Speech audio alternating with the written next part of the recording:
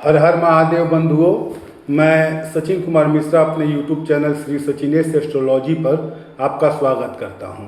बंधुओं, 3 तारीख को चंद्र ग्रहण है और चंद्र ग्रहण जो है वो 3:20 शाम के समय में 3:20 पे शुरू होगा और ख़त्म होने का मतलब अलग अलग जगह का अलग अलग समय है।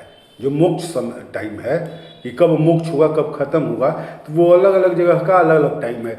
जैसे सबसे पूर्वी हिस्सा में देखा जाए अगरतला, तो अगरतला में 5:27 शाम को ही मोक्ष मिल जाएगा, मोक्ष प्राप्ति हो जाएगी। और इधर आप पटना में देखते हैं तो 5:54 के समय का है और छपरा में 5:51 है। जैसे मुरादाबाद में जो है, मुरादाबाद में 6:18 है। तो एक एग्रीगेट टाइम ले लिया जाए कि 3:20 से लेकर के शाम को 6:25 या 30, मतलब इतना देर आपको बचाना है। ठीक है, तो ये चंद्र ग्रहण का मतलब समय है, क्योंकि अलग अलग जगह पे अलग अलग समय में मोक्ष होगा।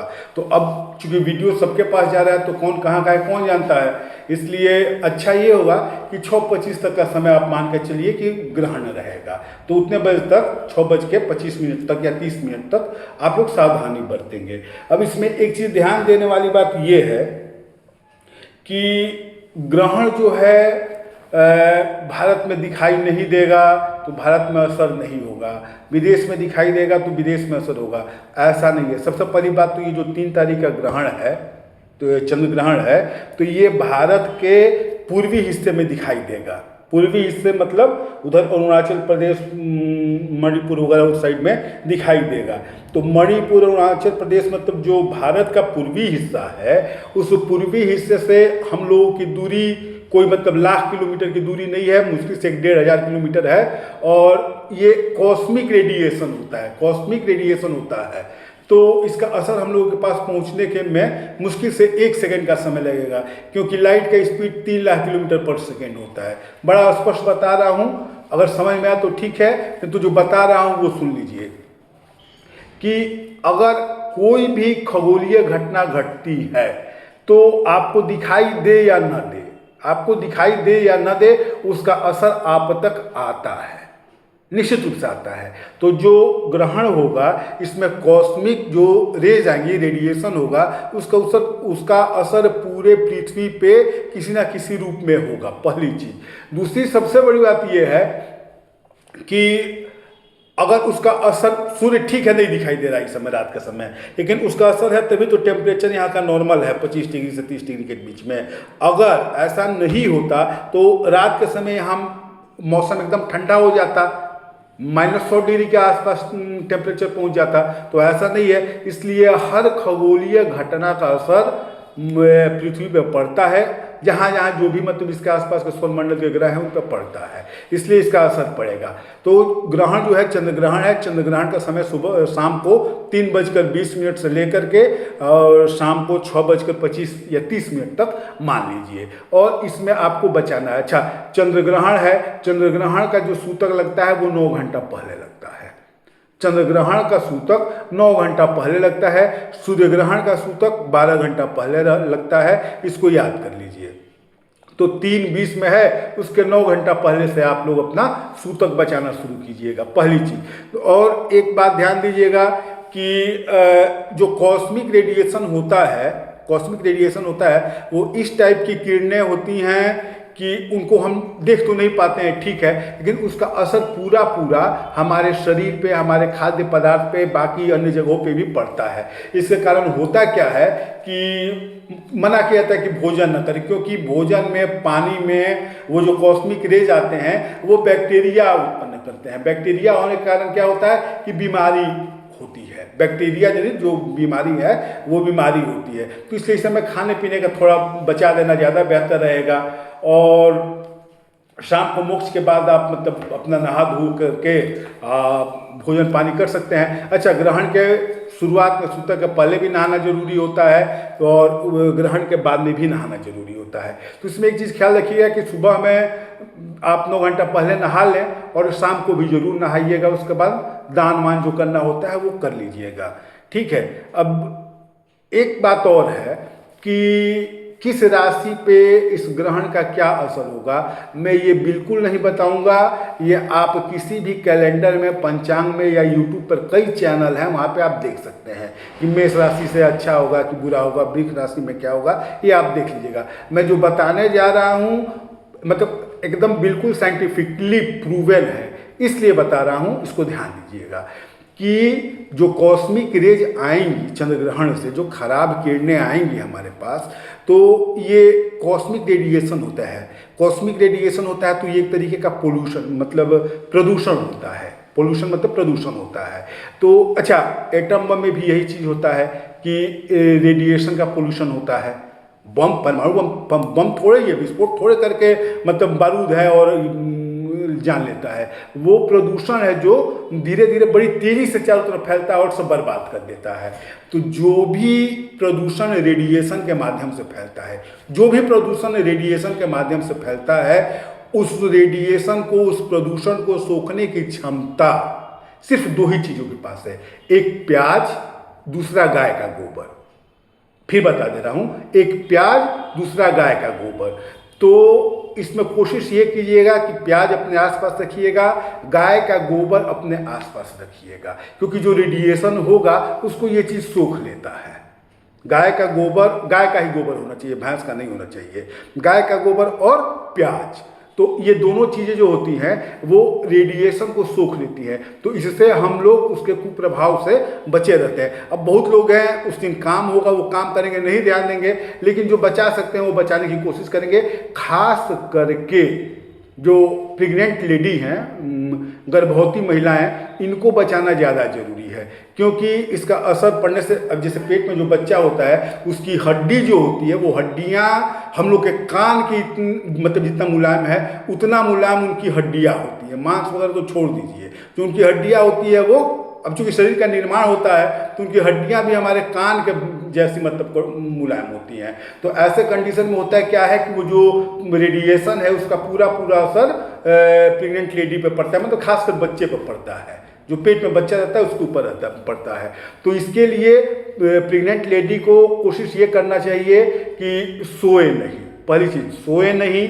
दूसरी चीज़, अपने आसपास जो है वो गाय का गोबर जो है उसको अगल बगल में लगा ले। कहा जाता है कि आप पेट पे भी लगा सकती हैं। अब बहुत महिलाएं ऐसी होंगी जिनको घी न आता होगा, वो नहीं लगाना चाहें, ठीक है ना लगाएं, लेकिन अपने आसपास गाय का गोबर जरूर रख लीजिएगा, क्योंकि वो रेडिएशन सोखने की क्षमता उस गोबर में और प्याज में ही होती है। आप चाहे तो कहीं गूगल भी कर सकते हैं, लेकिन ये चीज़ है।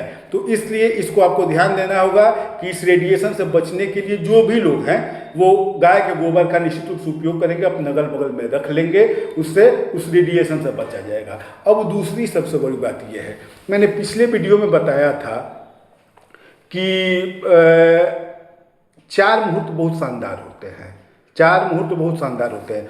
होलिका दहन की रात्रि, महाशिवरात्रि की रात्रि, दीपावली की रात्रि, उसी दिन अमावस्या होता है। और कोई भी ग्रहण हो, कोई भी, चाहे सूर्य ग्रहण हो चाहे चंद्र ग्रहण हो, इसमें जो ग्रहण काल होता है ये बड़ा महत्वपूर्ण होता है। इसमें अगर आप किसी भी मंत्र की सिद्धि करते हैं, किसी भी मंत्र की सिद्धि करते हैं, तो निश्चित, अब कितना गुना प्रभावी होता है ये नहीं पता, लेकिन निश्चित रूप से सिद्ध होता है, ये पता है, ये गारंटेड है।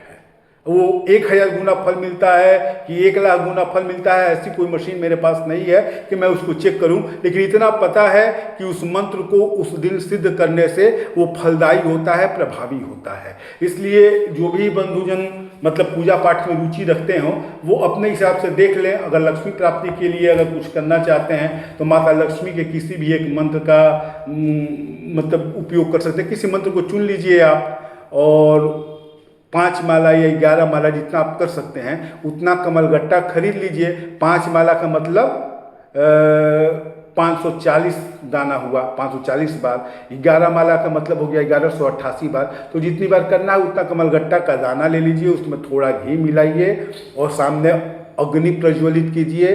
फिर उसके बाद हाथ में जल लेकर के सिर्फ माता से कहिए कि हे माँ, मैं आपकी प्रसन्नता के लिए, माता प्रसन्न होंगी तो बहुत कुछ दे देंगी, अगर आप एक चीज़ मांगे तो एक ही चीज़ देंगी। तो इसलिए आप माता की प्रसन्नता के लिए संकल्प कीजिए कि हे माँ, मैं आपकी प्रसन्नता के लिए आपके इस मंत्र का, जो भी मंत्र आपको चुनना है, एक मंत्र है ओम श्रीं ह्रीं श्रीं कमले कमलालय प्रसीद प्रसीद श्रीं ह्रीं श्रीं ओम महालक्ष्म्यै नमः। बहुत शानदार आजमाया हुआ मंत्र है, बहुत शानदार मंत्र है। अगर इस मंत्र का उपयोग करते हैं, याद कर लीजिएगा, तो ज़्यादा अच्छा है। तो हाथ में संकल्प करना यही है कि हे माता लक्ष्मी, मैं आपकी प्रसन्नता के लिए इस मंत्र का यथाशक्ति, संख्या निर्धारित मत कीजिएगा, क्योंकि अगर आपने 11 माला कह दिया और 11 माला नहीं किए तो आपको नुकसान हो जाएगा। 5 माला आपने कहा, उतना नहीं किया तो आपको नुकसान हो जाएगा। इसलिए कभी भी कहिएगा तो यथाशक्ति या यथा संख्या कहिएगा, संकल्प यही करना है। तो कहना है कि हे माता लक्ष्मी, मैं आपकी प्रसन्नता के लिए इस मंत्र का यथाशक्ति जप करके हवन करने का, या हवनात्मक जप करने का। हवनात्मक जप का मतलब हर मंत्र के साथ स्वाहा बोलते जा रहे हैं, और जप करके हवन करने का मतलब कि आपने 11 माला पढ़ लिया, उसके बाद उसका दशांश हवन कर लिया, मतलब 11 माला पढ़ा तो 1 माला हवन कर दिया। तो आप करिए क्या कि हवनात्मक जप का ही संकल्प लीजिए, ज़्यादा आसान पड़ेगा, ज़्यादा प्रभावी होगा। तो आप यही बोलिए कि हे माता लक्ष्मी, मैं आपकी प्रसन्नता के लिए इस मंत्र का यथा संख्या में हवनात्मक जप का संकल्प करता हूँ, कह के जमीन पे उस जल को छोड़ दीजिए। उसके बाद जितना आपको करना है उतना आप मंत्र जपिए और स्वाहा करते जाइए। उस ग्रहण काल में आप जितना जपेंगे, जितना ज़्यादा जपेंगे, वो मंत्र उतना ज़्यादा आपके लिए लाभदायी होगा। उसके बाद प्रतिदिन आप उस मंत्र को थोड़ा थोड़ा जपते रहिए। उसका मतलब प्रभाव जो है, असर है, वो आपको 1.25 महीना, 1.5 महीना, 2 महीना आपको दिखाई देना शुरू हो जाएगा।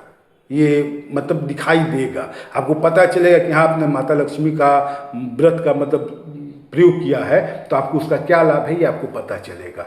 1.5-2 महीना जाते जाते आपको फायदा होना शुरू हो जाएगा निश्चित रूप से, और ऐसा फायदा होगा कि आपको दिखाई दे। इसलिए आप इस प्रयोग को करके देखें। मैं एक बार फिर बता दे रहा हूँ कि ग्रहण जो है वो शाम को 3:20 से लगेगा। इसके बाद अलग अलग जगह पे भारत में मोक्ष का अलग अलग समय है।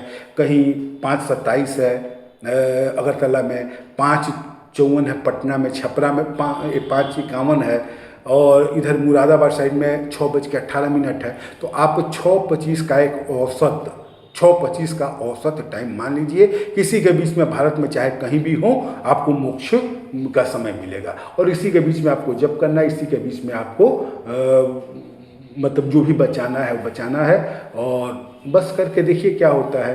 ख्याल रखिएगा, गर्भवती महिलाएं ज़्यादा सावधान रहें, और इस रेडिएशन जो मतलब आएगा, ग्रहण का रेडिएशन होगा, इसका सबसे ज़्यादा असर जो होता है वो गर्भवती महिला और उनके बच्चों पे पड़ता है।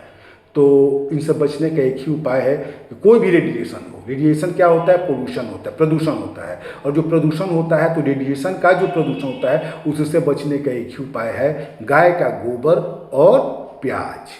गाय का गोबर और प्याज, तो इन चीज़ों को खाना नहीं है, अपने आसपास रख लेना है।